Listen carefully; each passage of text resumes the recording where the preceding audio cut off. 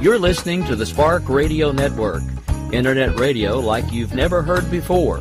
Innovation, creativity, and imagination are all said to begin with a spark. So fasten your seatbelt and take the ride of your life and listen for the spark. You are listening to KLRN Radio, where liberty and reason still reign. Most writers and radio show hosts know that to connect with your fans, you need to do more than just write books or record the latest podcasts. There are many different elements that go into forming an online platform, but there are also many hidden traps. To make matters worse, solid advice on how to survive the muddy waters is scarce. In the book Hidden Traps, I talk about some of the important issues of working with an online platform, highlighting traps that could put your physical or internet security at risk or be harmful to your reputation. Are your social media posts just links with a few disjointed words, making you look like someone who can't complete a sentence? Did your new website cost you more than you anticipated? Are you leaking your personal contact details across the web without even knowing it? Then you need Hidden Traps. Hidden Traps is now available in paperback and ebook from a variety of retailers, including Amazon, Barnes & Noble, and Kobo. Visit blackwolfpublications.com for more details. Every day, the men and women of the United States Marine Corps stand ready to defend the American way of life. The few, the proud, the Marines.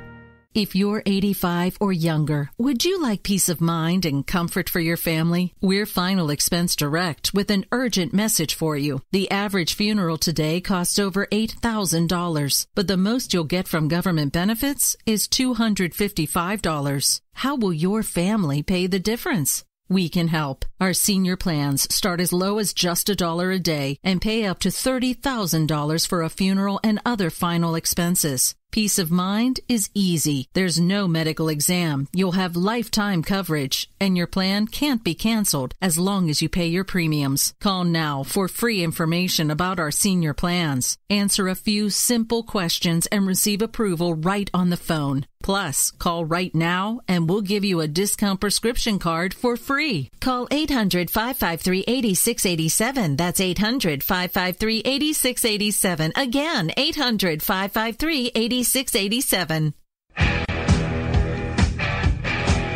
KLRN Radio has advertising rates available. We have rates to fit almost any budget. Contact us at advertising@klrnradio.com.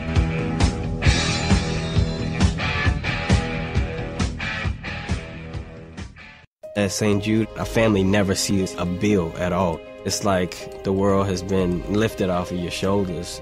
St. Jude Children's Research Hospital. Finding cures. Saving children. Learn more at stjude.org. You're listening to the Spark Radio Network, Internet radio like you've never heard before. Innovation, creativity, and imagination are all said to begin with a spark. So fasten your seatbelt and take the ride of your life and listen for the spark. You are listening to KLRN Radio, where liberty and reason still reign.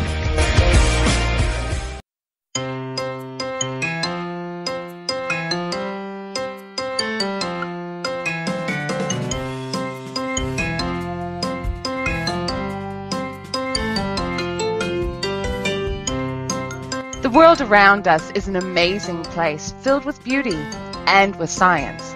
But let's face it, sometimes the science can be so confusing that it takes a PhD to understand it. Well, you're in luck. I just happen to have a PhD. Come and take a seat. Perhaps I can explain the world around us in a way we all can understand. Welcome to Conversations in Science. I'm Dr. Judy L Mohr. Call me Doc. Hi, guys! I am Dr. Judy L Mohr, and welcome to another episode of Conversations in Science. Got temporarily tongue-tied there, and it does happen. Hey, not a problem. Meanwhile, I wanted to say welcome to all of you.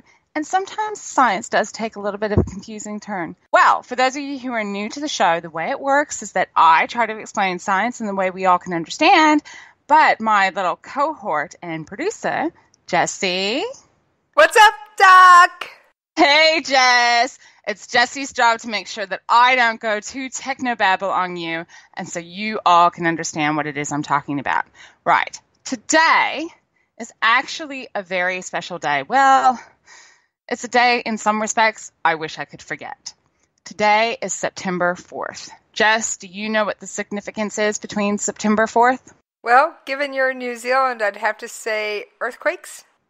Yeah, earthquakes. We are talking in September 4th in 2010. The Christchurch, which is the city that I live in, was struck by a 7.1 earthquake. It's a pretty nasty thing. So we are now talking 7 years later, and we're still recovering. But I thought today I would talk about what the mechanics are behind an earthquake, because New Zealand has actually suffered from a lot of big earthquakes over the last several years. We had the 7.1, that was in 2010. Then, of course, 6 months later, Christchurch got hit by a 6.3, which basically leveled the city. That was in February 22nd in 2011. Then we got hit by another earthquake that was a 6.1 in June of 2011, also Christchurch. Then we get hit by earthquakes that are in the Melbourne Sounds, which are also of the order of magnitude of 7. Then we also get hit by ones that are in, just up the road, Kaikoura. That was last year, just before Christmas. We got Kaikoura basically gained land, dare I say it, and it rippled all the way up and down the country. Well, pretty much the whole country felt it. It was a pretty big one. So I thought I'd talk about the mechanisms behind earthquakes and explain where they come from and how they are perfectly natural, even though they are incredibly frightening.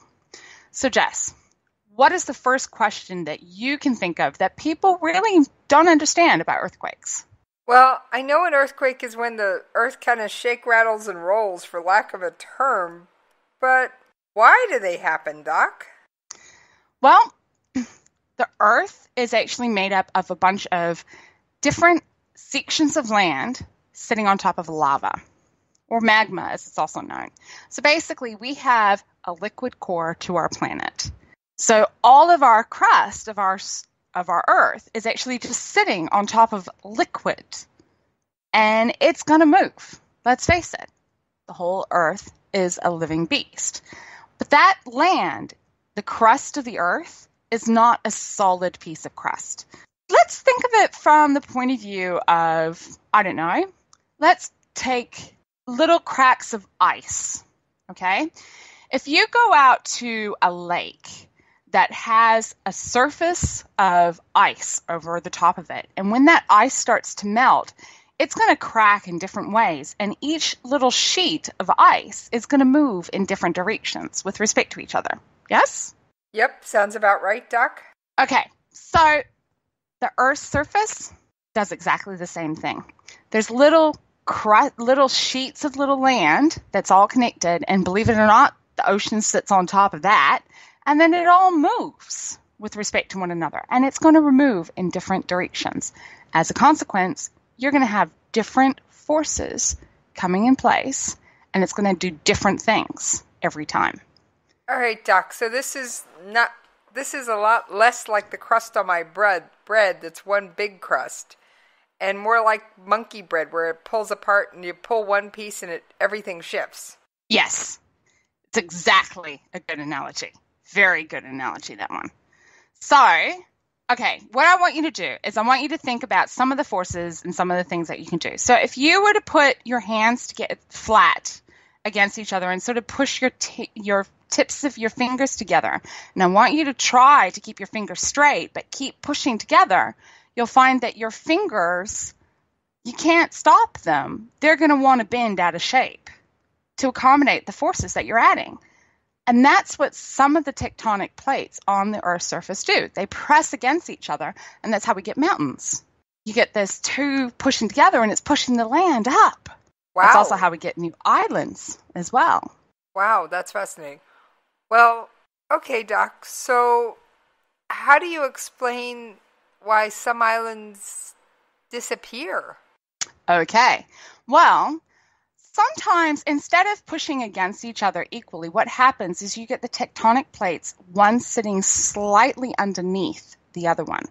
So if you were to put your fingers, take your hands and rest your one set of fingers over the top of the other, and then slide your hands together, one hand is obviously going to go up and the other one's going to go down. And that's what, again, some of the tectonic plates are doing with respect to one another. In New Zealand, that's exactly what we've got. The Pacific plate, which half of the country is on the Pacific plate, and the other half of the country is on the Australasian plate, which has got Australia on it. And the Australasian plate is actually underneath the Pacific plate.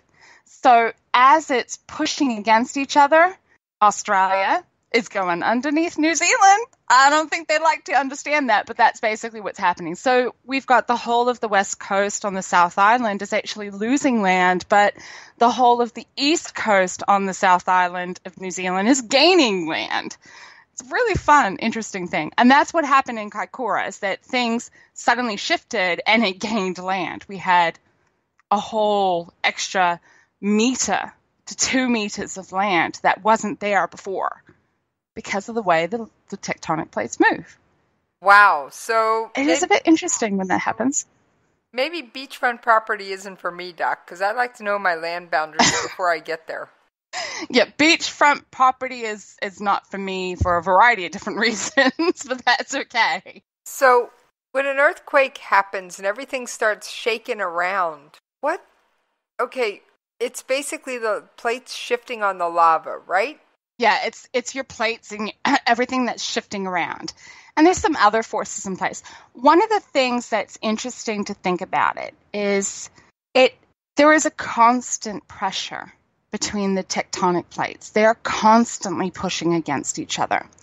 But eventually, sometimes they just have to give. Think about if you were to put your hand up against a wall, okay? And you're going to push hard against that wall with your hand and your body weight. But at the same time, I want you to try to pull your hand down. Eventually, that downward pull that you're putting on your hand is going to overcome the friction that's caused by you pushing against the wall. And eventually your hand's just going to go sliding down that wall and it's just going to go. That's what happens with an earthquake. That's basically what happens. But it's not necessarily one solid move. Sometimes it's a bit stuttered. And you get this, you've moved slightly, and then you've moved again, and then you moved again. And that's why you get things like aftershocks with earthquakes, because you'll get a little bit of a force movement, and then it's got to go again, and then it's got to go again. And eventually it will settle down. It just takes, in the terms of earthquakes, it takes years, not minutes, as I really wish it would. Wait a minute, Doc. It can take years for these plates to finally settle back into place? Yeah, it can. And that's why Christchurch and that's why parts of New Zealand, we're still suffering from earthquakes. If I was to look up a GeoNet, I can almost guarantee GeoNet is actually the earthquake monitoring system that's in New Zealand. I can almost guarantee that there would have been at least another 3 or 4 earthquakes, probably in the time frame that we started talking. They're just so small that I wouldn't have noticed them. Okay, so never mind, I've become desensitized, but so not all earthquakes are huge. No.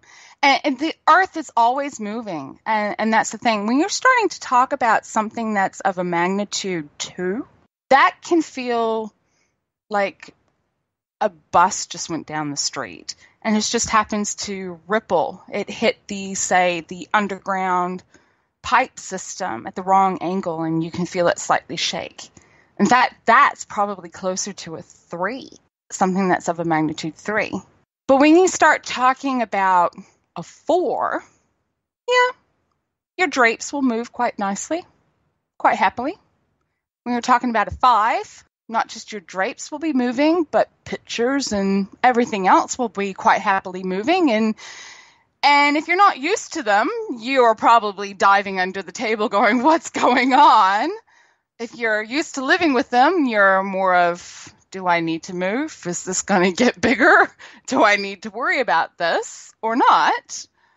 But it's going to quite happily shake a few things around and knock a few pictures over.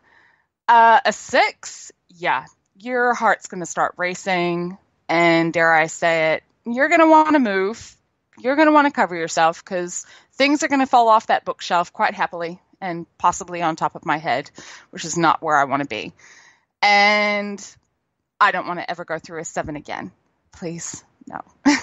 Okay, so there are some tiny little earthquakes that we never really notice, though. I mean, I don't wish any big ones on anybody, Doc, but there are lots of little tiny ones, and they're okay. Lots and lots of little tiny ones. Yeah. The little ones, they really are. They feel like a bus has just gone down the street. That's it. And you take a step, and you're actually creating just a small little ripple effect yourself. No one's going to really notice it. It's only when they become bigger and a bit more ripply, that's when people notice it. However, there is an interesting effect that I have to admit, it wasn't until the Kaikoura quakes that I finally understood it myself. The Kaikoura quake hit last year just before Christmas, and our seismologists are all based in Wellington, which is the center of the country. And one of the scientists got on the international radio, and he said he knew straight away that it was a big quake, but it was nowhere near Wellington because of the way the quake felt. That quake, when we felt it here in Christchurch, it felt like we were on a rocky boat that just wouldn't stop rocking. If you were to take a pebble and drop it in a pond, the rippling action that you get that's really close to where you dropped it can be quite big. But the further out you go, the less of an impact they're going to have on the surroundings that are sitting there floating on the pond. So if you were to take a toy boat and put it, say, I don't know, a good foot away from where you're dropping the pebble, it's going to rock back and forth on these waves. And that's what that quake felt like. We were just rocking back and forth, and it didn't stop. But if you were to move that boat and put it very close to where you're going to drop that pebble, you're going to run the risk of that boat toppling over. It's potentially could flip. Wait a minute, So when you have an earthquake... You were rocking yes, and you didn't stop? You stopped eventually. It felt like it didn't stop. It went for a good 30 seconds. And 30 seconds, if you were to time it, that actually is a long time. Yeah. It didn't stop. It kept going. It's just like, this boat, are we gonna get off the boat now, please? Please, pretty please. I'm sorry, I don't like boats. I'm not a fan of boats, and I really don't like them when my house turns into a boat. Coming back to the train of thought that I had, where if you to take that toy boat and put it right next to where you're dropping the pebble, you run the risk of toppling it over. That can be equated to the concept of if you are located really close to what we call the epicenter, or where the quake actually started. So if you're sitting sort of right on top of the epicenter, you could potentially topple over. You might still stay upright because you never know, that boat's may not topple. You could survive, but you are definitely going to feel that ground going out from underneath your feet. It's definitely going to go. But a bit further away out, and it just rocks back and forth. And you're just wondering who turned your bed into a boat. That's all. Is that Sounds weird, doesn't it? Is that why American geologists or seismologists say that California is, because there's a fault, the San Andreas Fault runs pretty much along the border of California, that one of these days California could actually fall into the ocean? Yeah, and the thing is as well is that is, again, it's another fault line where part of the fault or one of the fault of the plates, not part of the fault, one of the plates involved is underneath the other side. So if that fault goes, not only will the land drop off into the ocean, it will actually go underneath the bulk of the land. It's pretty scary to think about it, that that's the way it could easily go. So you could easily drop instead of gaining land, where New Zealand will go the other way around. It's looking at the Pacific Plate in particular is always interesting because it's one of the largest technological plates on the Earth. It encompasses one of the largest areas. The thing that's ironic about the whole thing is that it's the Pacific Ocean. The Pacific Ocean pretty much outlines the Pacific Plate. Big area. Huge, Doc. That's huge. Now, I want to remind you of something you told me. Now, you said this off air, I'm pretty sure. But I'd have to go back, and I don't have time to dig through all the audio files to check. After the Kaikoura quake, I think it was, you told me there was going to be another quake on the other side of that plate. And sure enough, Japan got one. 6 months later, we had one in Japan. Yeah. Basically, the way you can think about it is, imagine you have a whole bunch of people sitting in a line, and they've all got their hands sort of pressed together, but you've got somebody's wrist or hand around your wrist, okay? And if one person in that line goes, the next person is going to feel the pressure build up, and they're going to be resisting not just the own pressure that they've got between their own hands or their own section, but they're going to be resisting that force that's pulling on one of their hands as well. And then so on down the line. So what you get is you get this ripple effect. One goes, the next will eventually go. And then the next will eventually go. And then the next will eventually go. And it will keep going around and around and around in a circle.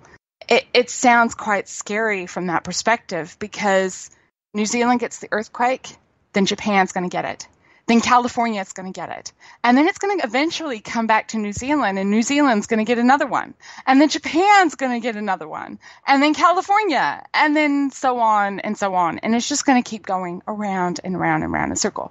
And it's because we're all on the Pacific Plate. We all sit there in parts of the Pacific Plate.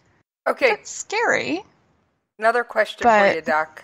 Yes? We know this much about earthquakes. How come they can't predict them like they can hurricanes? This is the thing, and this is why New Zealand was like, it was a seismologist's candy shop when the September 4th quake hit. It was because it was a fault line that no one knew existed. In New Zealand, we have the Alpine Fault, and that goes right along the Southern Alps of New Zealand. It is one of the biggest faults. It equates to the San Andreas Fault. It is a huge thing. And when it goes, if it finally goes, trust me, I'll know, and I'll be hoping and praying, and I'll be, yeah.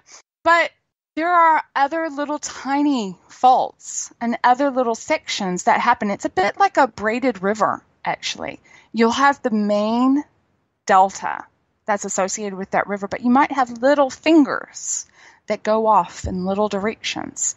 And sometimes with that braided river, you'll get new fingers that show up that you didn't know they would follow. It's exactly the same thing with an earthquake. It's a different force. It's a different thing involved. You'll have things that you know about, and then you'll have little fingers that you didn't know about that suddenly go off. And that's why we can't predict it, because we don't know when these things are going to go. And the thing that's interesting about it is that when you're looking at how the land has moved, you can predict an era. So you can say with a reasonable certainty that a certain fault line goes and it gives way every 400 years. But your margin of error on that 400 years might be 50 years. So you don't know if it's going to be 450 years between the previous incident and this one, and the new one coming, or if it's going to be 350 years. You don't know. And that is that's 100 years difference if that's your margin of error. How do you predict that? How do you narrow down 100 years down to this day? It can't be done. I think I get it now, Doc, because, I remember you saying that, and sure enough, I kept my eye on the news, and Japan did get one, and then California, and I was just like, wait a minute, Doc was right. You can look at, and what it is with that instance is that you can watch, from experience, you can see it, the tectonic movement, and this is going to be the pattern, and you can recognize that pattern. And that's basically, in the end, what seismologists actually have to do when they're predicting these things, is they go through and say, well, we're getting these sort of stresses and these sort of measurements and this sort of buildup, which is indicating this factor, this event, and these things. And they can make intellectual guesses as to what's going to happen. And when I said that you're probably going to get something in Japan and then followed by California, that was basically what I was doing, is I was using intellectual guesses. I was taking factors that I knew about and piecing it together, going, probably. It's hard to explain. I know. It's really hard to explain. Now, when we were prepping for this show, I went out and we talked about the sound of an earthquake, and you said you couldn't describe it. So I went out and found an audio file that you said really does sound like an earthquake. Oh gosh, what are you going to play for me now? Okay. An earthquake, Doc.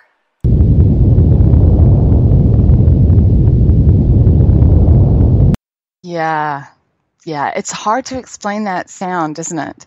It's a deep rumbling sound. It is hard it's that roar. Yeah. It's a roar, it's a rumble. And the trees actually do, because I've been in a forest area when one of the quakes hit, and trees actually do scream. I've never thought trees would scream like that. It was weird. Yeah, my science brain went, whoa, what's going on here? And I think it's just the way the ground just wants to creak and groan against each other, that it just adds it. And because it's got to dissipate. That wave has got to dissipate in one way or another. And energy, when it gets released, tends to get released in multiple forms. Sound is one of them. And so that's what we hear. Okay, I can understand that energy can be released as sound. Trust me, I deal with all kinds of sounds. Okay. Is there any other questions that we need to be looking at very quickly, Jess? Because I think we're coming to the end of this episode. Anything else that I haven't explained that really should be explained? I think you covered the basics, because this isn't our first show on earthquakes, Doc. No, it's not. We did Mother Earth just fart? Yep, and you did that one live. Yeah, that was my way of coping with the Kaikoura quake, because I was rattled. I was seriously rattled. Yeah, no. And this probably won't be our last one that we do on earthquakes, because every so often, we get another one.